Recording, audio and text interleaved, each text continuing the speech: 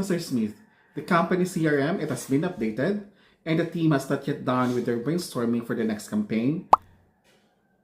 Yes. Malapit na daw, sir, matapos. Oh, yeah, I'm sorry. It is almost done according to the campaign coordinator. Yes. Uh-huh. Yes, sir, I'm really sorry, but I'm going to excuse myself first for a few minutes.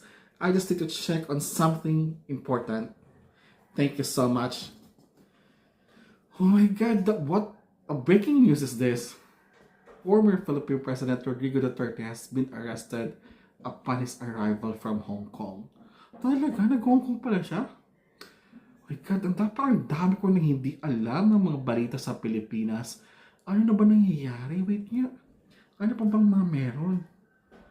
Senator Bato de la Rosa, hindi na rin makontak. Why? What is happening?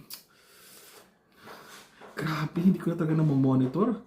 Puro Amazon store listing na kasi pinagtutuunan ko ng pansin. Wala na akong update dito sa Pilipinas na nangyayari. Yes, Mr. Smith, I'm already here.